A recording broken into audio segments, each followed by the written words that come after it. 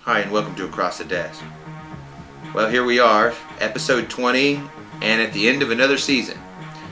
And this is kind of a special show as to where it falls on our calendar.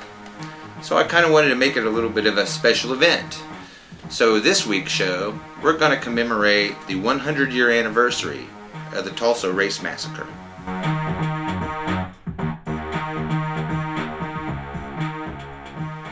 Now, 100 years ago, in the town of Tulsa, we had a bit of an incident that went nationwide. It was big time.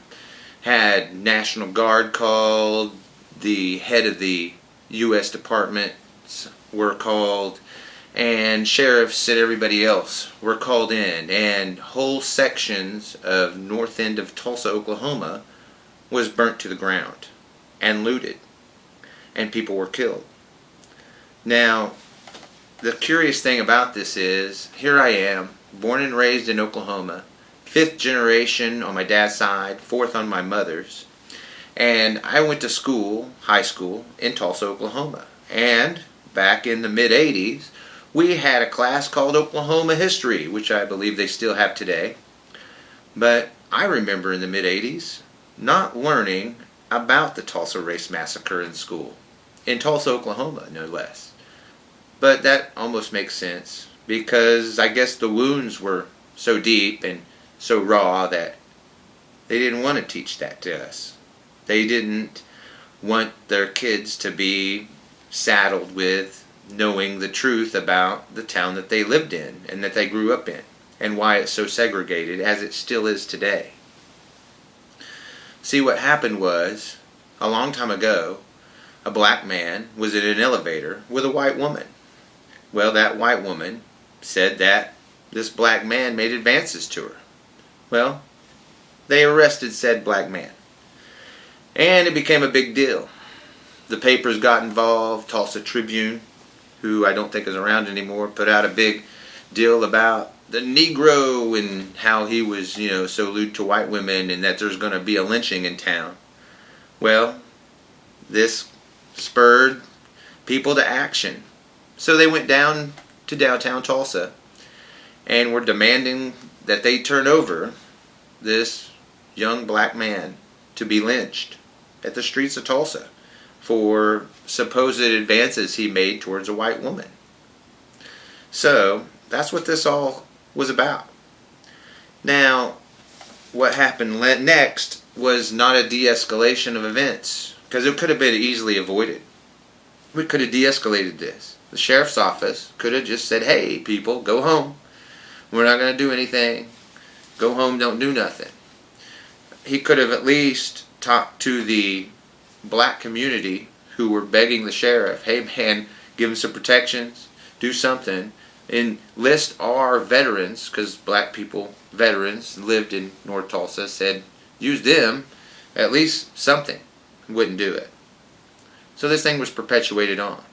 So, in a second round of events, those same people in the black community begged the sheriff for some protections again.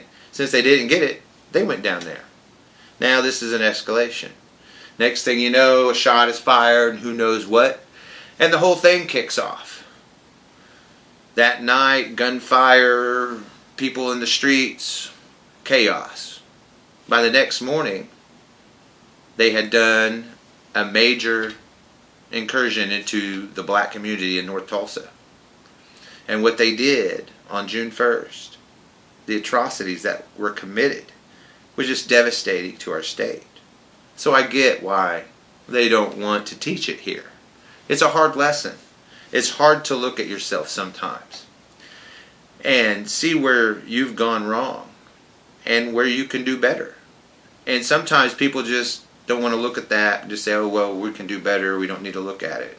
But they don't want to look at it because they're cowards. But we really need to look at it. One, there were people who lost their lives, their livelihoods, and their wealth that day. Real people. Human beings. I know they might have been black, but they were humans. And they had things, and rights, and freedoms, like everybody else. No matter if some people don't think they did. They really do. Now, I get it. Sundown laws and everything else designed to go after people of certain races. And this is the kinds of things that House Bill 1775 is forbidding you to teach. Because, see, there's a brand of white people out there who just makes them feel too sad. They feel too much angst when they talk about things of white supremacy or systemic racism in our laws and institutions. Gets them all angsty and upsets their stomachs. So they can't handle it very well and would rather we not talk about it. Just shove it to the side. Things are different. That's in the past. But we shouldn't do that because, one, there were lives lost. They deserve to be honored. Like the surgeon. Surgeon guy was a learned surgeon. Medical field guy. Medical doctor. Leader of the community. Not in trouble with the law whatsoever. What do? They drag him outside and kill him execution style. That's what they did to him. And then proceeded to loot his house. Took his silver, his fancy telephone, everything else. Looted it. Just took it for themselves. Because that's what they did. That's exactly what it was about. To come down to it, it wasn't just about this one young black man and his perceived advances towards a white woman. It was pretty much based on envy and jealousy of the black community. Because here we are. We have what was called Black Wall Street. They called it that at the time. And they called it that not just in Oklahoma. This was a nationwide event. It was one of the richest communities of color in the nation. Now, you got to think here. If it's one of the richest communities of color in the nation at the time, it's bringing in quite a bit of GDP. And at the time, 20-30% of the state's GDP was based on Black Wall Street. So when they destroyed Greenwood District, when they looted those homes and businesses and stole their land later to where they couldn't rebuild, they wiped out a big chunk of Oklahoma's GDP. They really did harm to our overall economy in this state by doing that. And quite frankly, this state hasn't recovered since. It hasn't been the same. Not GDP-wise, not wealth-wise or anything. Because the white people in Tulsa at the time, jealousy and envy, couldn't have that. These black people who just got emancipated not 40, 50 years earlier, having all this stuff. More stuff than these whites in the south part of town had. Because it was even noted later that black women would point out where white women were wearing the jewelry that they had stolen from them. Wearing it in public. Blatant.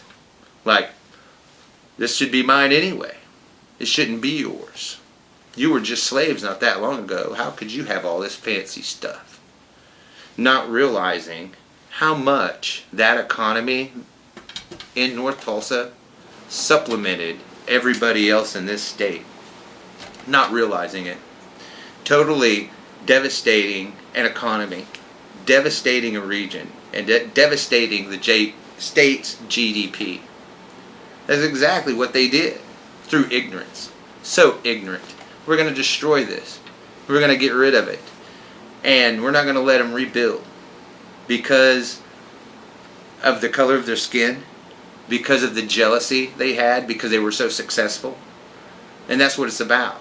They were so jealous of their success that we couldn't take it as a state. We couldn't accept this extra boon of GDP and economy because it was a black man that did it. Think about that. That's what that was about. That's what that was over. In the end, that's really what it was over. There was no reason to devastate it to the ground other than the fact that here was a bunch of black people in the north end of Tulsa who had a bunch of stuff that the white people in the south end didn't have and who coveted. Obviously, because when they went in to destroy and burn down Greenwood, before they went in and burned it to the ground, they looted it. They took it. It's exactly what they did. If it wasn't all about some young man hitting on a white woman, then why did they need to loot and devastate the economy of one of the best and most rocking economies in the nation for black people? Why did they have to do that? And it goes on to so many other things that we can't even teach anymore. The systemic racism of the sheriff's office. Can't even teach about that thanks to House Bill 1775, which is now law. We can't teach you about the systemic racism in the sheriff's office, deputizing all the white people to go after the black people in the north end of town, deputizing them to arrest them en masse. And that's what they did.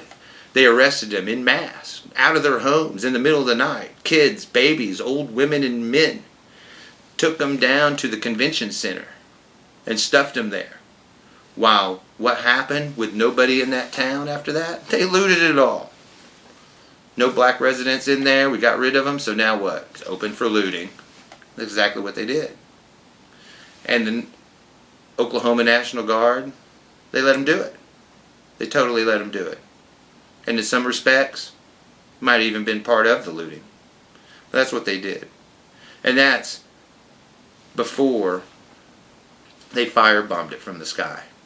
Before they had turpentine balls thrown from airplanes to set everything on fire. And that was, which was after execution style shooting of black men and women in North Tulsa. All because of some perceived young man hitting on a white woman. But that wasn't the real case at all. As a matter of fact, at the end of the day, all of it, at the end of all the charges against the young man who this all became a part of and started from, they were dropped. Nothing ever happened with it. So that tells you right there it was a lot more than that. It was about the jealousy of white people in South Tulsa to those in the north side of town. So they devastated a whole neighborhood. They devastated blocks, burned it to the ground. And then what they did afterwards, how they went to the legislature and they passed bills and laws to systemically keep black people from rebuilding. They made them do so many different things before they could even build. They had so many stipulations they had to go through before they could even get a permit to build from the city, who had their own requirements. So it made the land worthless. They weren't going to let them rebuild there. They wanted the Negro out of Tulsa. They even had postcards and sold postcards as like state tourism. Like this was a great thing. Yeah, we burned them out, got rid of them, took their wealth, all of it, devastated that economy and ruined a nice almost 1/3 of our GDP. Aren't we swell people? And this is exactly what they want to sweep under the rug. They want to sweep it under the rug. Of course they do. It's a big black eye on Oklahoma. It still is. It's one of the reasons why we're still where we are today. And we still have that thinking today. Here we are, 4 or 5 generations later, and there's still people in this state who think the way of those people in Tulsa did, who went to the black side of town and destroyed it. There's still people in this state who think that way, who think that that's proper values, that they're preserving something, or that they're making the state better by destroying a part of the economy. They think that's okay. And it's not. It's disgusting. It's a black eye. It makes me sad. When I read about when I go through the commission report that they did, that was commissioned by Frank Keating, by the way, Republican governor. When that came out and I read the whole thing, it was sad. I learned things in it I never even knew, or even was taught in school to know. It was sad. It was sad about the loss of life. It was sad about the loss of wealth that was lost. That was really sad to me. They totally took this community's GDP and made it zero. They totally did that. Took their wealth and then took their ability through state laws to keep from getting that wealth back. So disgusting. So infuriating on so many levels that people in this state thought that way. And that's how they did business back in the day. And this is why it's important. It's so important to learn about history.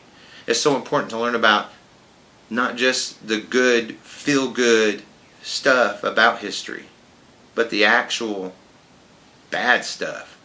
The actual things that were harmful and detrimental to our society, and how they were detrimental to our society.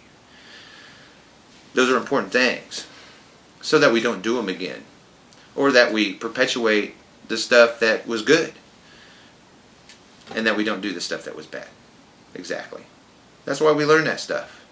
So here we are, 100 years later, after the Greenwood fires, destruction of the town, and the massacre of the black community in Tulsa. 100 years later. And I'm not so sure how much further we've come.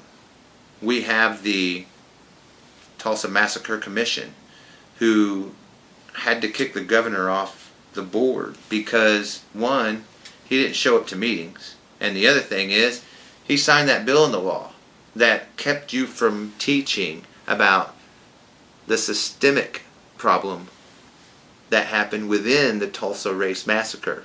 You can still teach about the Tulsa Race Massacre, but you just can't teach that systemic racism had a problem with it, or that white supremacy exists anywhere within it.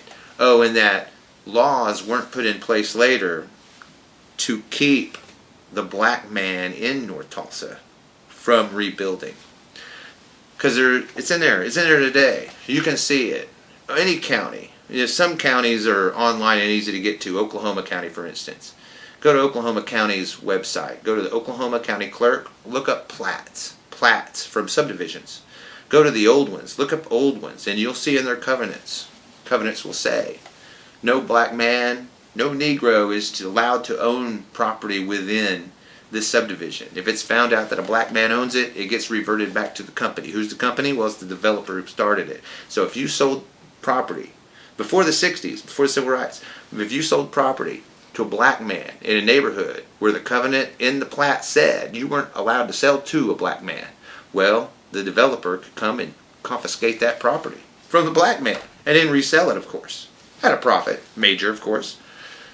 And that's how it worked. And so we don't have those anymore. Thanks to the Civil Rights Act, those provisions in those plats became moot points. You can't enforce that law. You cannot enforce it anymore. You can't force a black person to sell his property because he bought property in a neighborhood where the covenant says a black person couldn't own it. And these are actual laws we had in this state that they don't want you to teach about anymore because it makes people like Rob Standridge too sad. Makes him a little too angsty and upsets his stomach a little too much. Talk about things like that. So, institutions of higher learning, high schools, OU, OSU, can't teach about that stuff anymore. Can't teach about diversity and systemic racism. Can't do that. And it makes me wonder, how's that going to affect our universities on national levels, international levels? I really think people will take a look at those and go, I don't know that I want to go to school there. I don't think it's a selling point. As a matter of fact, I think it's a negative selling point as to why people would want to come to our universities when you have laws like this that won't let you teach things about the Tulsa Race Massacre in certain lights. You can still teach about it, but you can't say that systemic racism was a problem. You can't do that. So here we are 100 years later, still with some of the same problems and issues we had 100 years ago that fomented the hate and the violence that burned the Greenwood district to the ground. Such a vile display, and a sad one, a sad part of our history that we should really analyze, that we should really look at, so that not only we don't repeat that, but how we can make that better. How can we make those communities thrive? Because it was possible. At one point, it was Black Wall Street for the nation, not just Oklahoma. So we know it's possible. It's just we definitely have certain factions and people in this state that won't let it happen. And as I want to go on commemorating the 100th anniversary of the Tulsa Race Massacre, I am an Oklahoman, born and raised. My family, on my mom's side, 4th generation, and from Tulsa, living there. So I'm a product of this. I'm from it. I live there. I'm from Northeast Oklahoma. Originally, that's where I grew up. My whole family's from there, mom and dad's side. How I ended up in Oklahoma City area is a long story. It has to do with really education and going to school here and staying for the opportunities. And that's what that's all about. You know, the opportunities and where they're at. They took these opportunities away from North Tulsa 100 years ago. A thriving community with its own banks, churches, schools, grocery stores, everything, entertainment, and that was wiped out in a day. They burned it to the ground. A brand new church. Churches. Why would you burn a church to the ground? I don't get that. They burned these to the ground. And they killed people indiscriminately. Like the surgeon I was telling you about. That's just such a sad story. It's infuriating to me that a community leader like this guy, educated, was such a threat to white people, was such an envious point that he had all this stuff that they coveted, that they had to kill him. That's just disgusting. And the most infuriating thing about all this, no one was ever held accountable. No one was ever arrested for anyone murdered. No one was ever tried. No commission was ever assigned to look at it. Nothing was ever done. It was just swept under the rug. The Red Cross wasn't even allowed at first to go in to set up tents for the homeless. They had to sleep outside. It was June, okay. At least it's not too bad.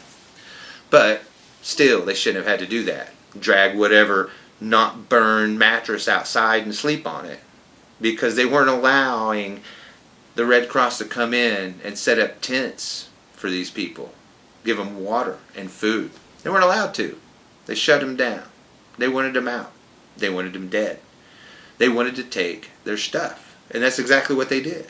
Well, the laws that came in later on how they couldn't rebuild a certain way. And so all this land and stuff reverted to, well, the white people in power at the time.